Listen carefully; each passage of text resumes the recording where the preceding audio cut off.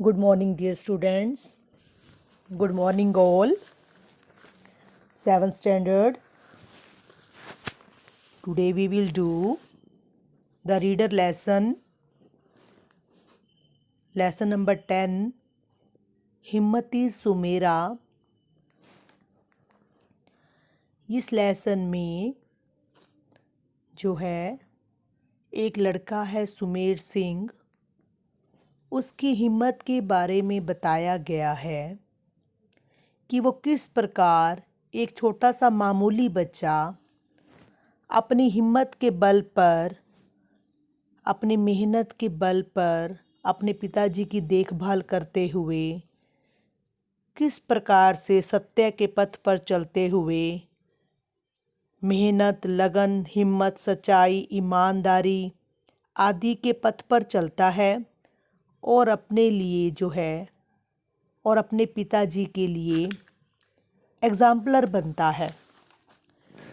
लोग उनको देखकर ये सोचते हैं कि कितना हिम्मती है ये सुमेरा, जिसने छोटे से बच्चे ने अपने बल पर ही अपने परिवार का पालन पोषण किया, साथ में ही पढ़ाई की और जो उसकी चीज़ें चाहिए थी, लाइसेंस वगैरह जो उसको चाहिए था अपने काम के लिए, किस प्रकार इतनी आसानी से प्राप्त कर लिया।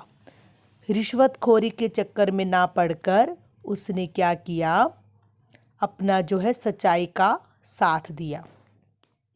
देखिए इस कहानी में, कहानी का नाम है हिम्मती सुमेरा। इस कहानी को सुन लो, समझ में आ जाएगा। चैप्टर बहुत ही इजी है। हिम्मत, लगन और परिश्रम जीवन में आगे बढ़ने के मूल मंत्र है, बेस है हमारा ये। जिम्मेदारी का एहसास एक व्यक्ति को क्या से क्या बना देता है। सच्चाई और ईमानदारी के संस्कारों के साथ वह हर रुकावट को लांघते हुए आगे बढ़ता जाता है। इसमें क्या बताया गया है इस कहानी में कि एक बच्चा है सुमेरा, वो अपनी जिम्मेदारी तो उठाता ही है क्योंकि उसके पिताजी हैं, उनको प्रॉब्लम हो जाती है कोई। इसके अलावा वो सच्चाई करता है, ईमानदारी के पथ पर चढ़ते हुए। वो संस्कार उसको कौन देते हैं, ईमानदारी, सच्चाई, उसके पिताजी ही देते हैं। जो भी रास्ते में रुकावटें आती हैं उनको तोड़ता हुआ आगे बढ़ता है। ये कहानी जो है किसने लिखी है, मन्नू भंडारी जी ने लिखी है। इसमें कोई राजा रानी की कहानी नहीं है, इसमें एक बच्चे की कहानी है जो अपने पिताजी की देखभाल करते हुए घर भी चलाता है और अपनी पढ़ाई भी जारी रखता है। आइए इस कहानी को पढ़ लेते हैं। यह कहानी न राजा की है, न रानी की है और न मन बहलाने वाली परियों की है। यह तो एक मामूली से बच्चे की कहानी है। इस बच्चे के पास पुराना सा एक स्कूल बैग है जिसमें वह अपनी बुक्स रखता है, स्कूल जाता है पढ़ने के लिए। इसके पास बस है क्या है, ढेर सारी हिम्मत है जिसमें वह अपना मुश्किल काम भी आसानी से कर लेता है। उसकी ना कोई माँ है जो उसको तंग करे, प्यार करे, कोई नहीं है। उसकी कोई स्टेप मदर भी नहीं है, सुतेली माँ भी नहीं है जो दुख दे, असली माँ भी नहीं है जो बहुत प्यार करे। केवल एक पिताजी हैं, उनके पापा हैं जो सारा दिन बस अड्डे पर जो है मजदूरी का काम करते हैं, इधर उधर माल ढोते हैं। बच्चे का नाम है सुमेर सिंह, पर सब उसे प्यार से सुमेरा कह देते हैं। रात में जब उसके पापा के पास वो सोता है तो उसके पिताजी उसे बहुत प्यार करते हैं और वह दुनिया भर की बातें उनको बताता है।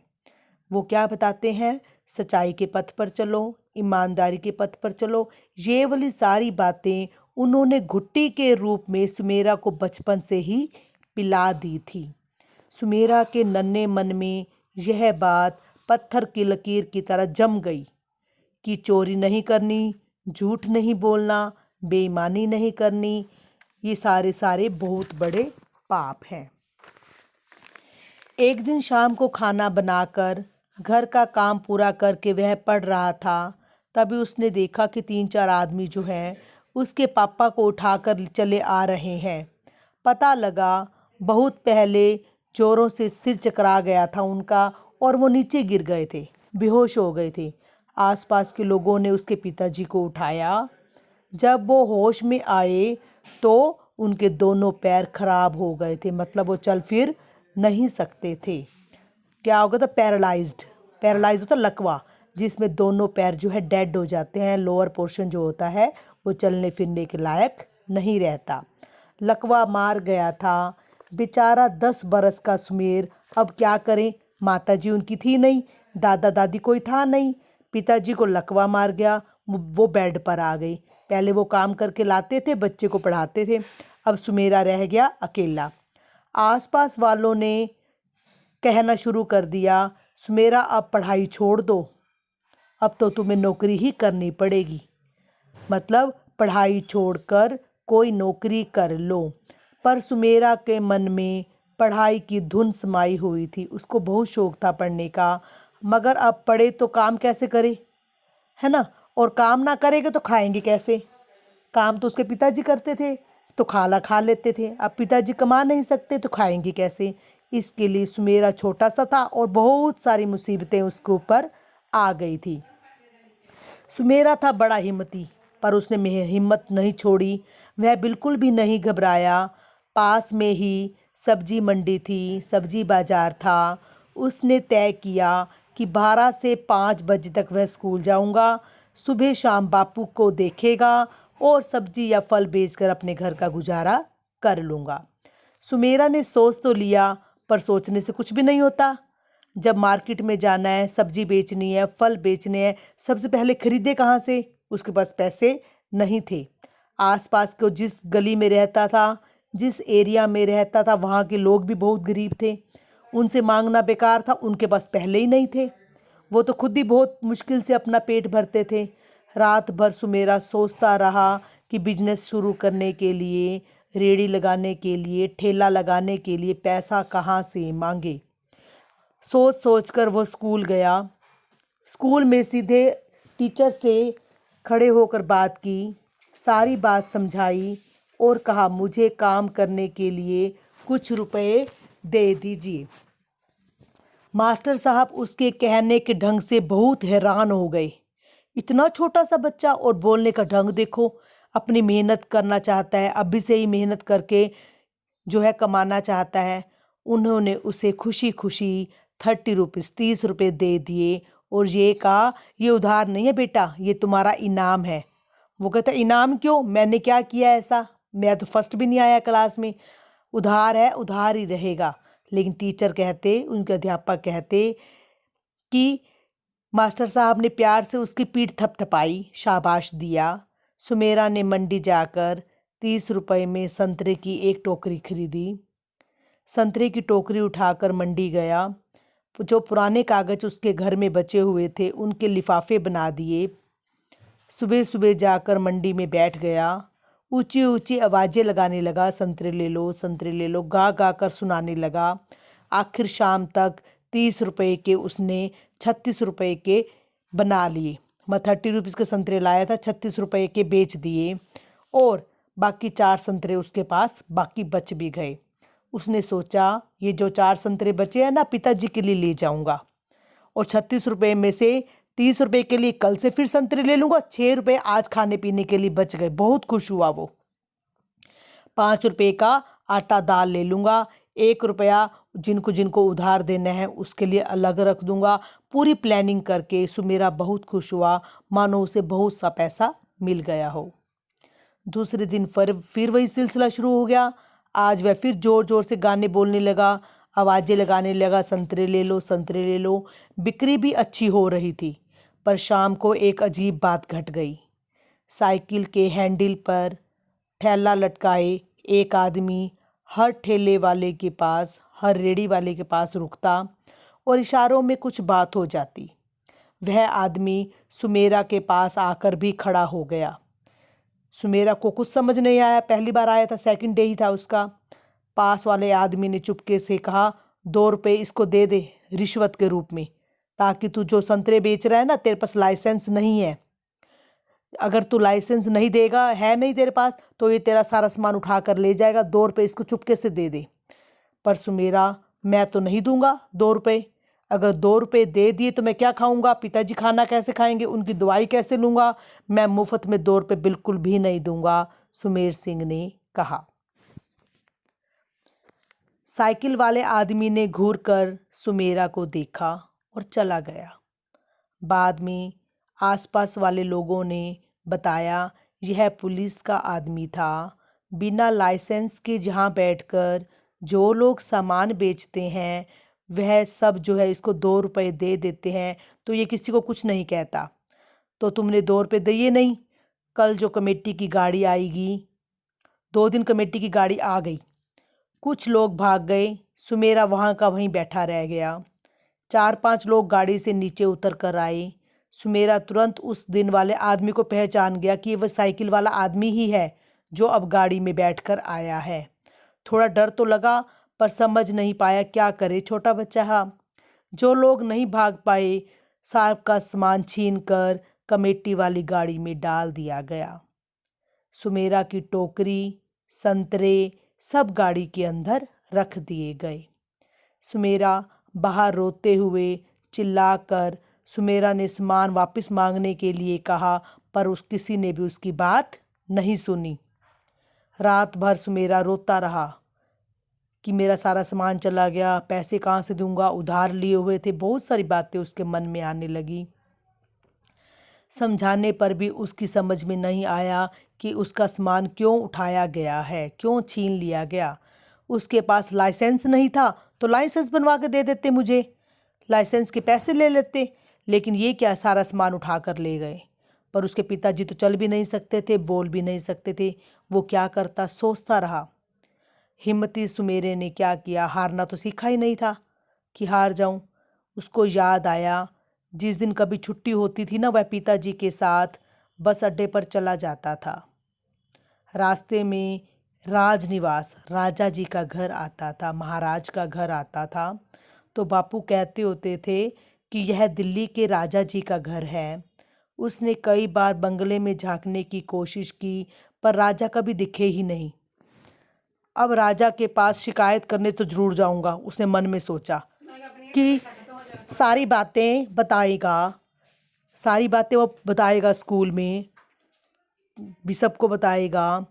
बंगले जिसने कई बार बंगले में झांकने की कोशिश की पर राजा कभी दिखे नहीं थे उनको, पर वह राजा के पास शिकायत करने जरूर जाएगा, सारी बातें राजा को बताएगा और अपना जो माल वो कमेटी वाले उठा कर ले गए हैं उस आदमी को सजा दिलवाएगा।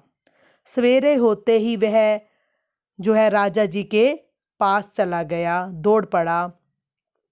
वो अंदर जाने ही लगा कि पहरेदारों ने उसे अंदर नहीं घुसने दिया। उसने बहुत कहा, मिन्नती की कि मुझे एक बार अंदर जाने दो, राजा जी से मिलने दो।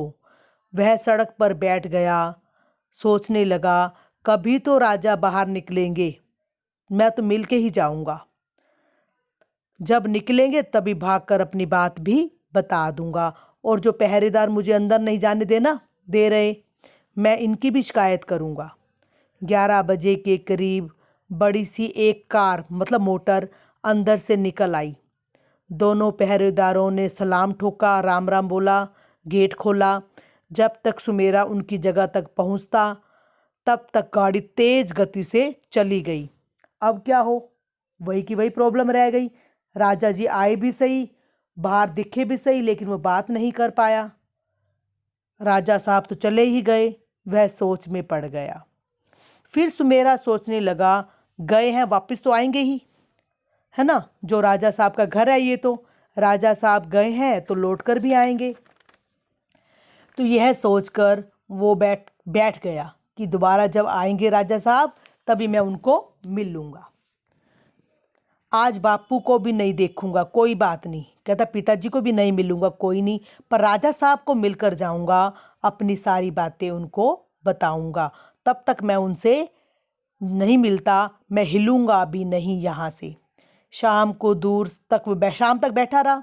शाम को दूर से ही वह गाड़ी पहचान गया कि राजा साहब की गाड़ी आ रही है। दौड़कर बिना किसी डर के दोनों हाथ फैलाकर बीच सड़क में खड़ा हो गया, है ना। उसको लगा कि अब गाड़ी आ गई है, अब मुझे डरना नहीं चाहिए, अब राजा जी को मिल लेना चाहिए। दोनों हाथ फैलाकर सड़क पर ही सेंटर में खड़ा हो गया। गाड़ी रोक कर ड्राइवर ने उसे धक्का लगा दिया, डांट लगा दी। ड्राइवर ने उससे पर गुस्सा किया। जो दरवाजे पर वॉचमैन खड़े थे, दरबान खड़े थे, वो भी उसको खींचने लगे, पर वह छूट कर भाग गया और राजा साहब की कार की खिड़की के पास पहुंच गया। राजा साहब, मेरी बात सुनिए, मैं सुबह से यहाँ खड़ा हूँ, आपको मेरी बात तो सुननी ही पड़ेगी। मेरे साथ न्याय करो। कहते कहते वह सुबकने लगा, रोने लगा।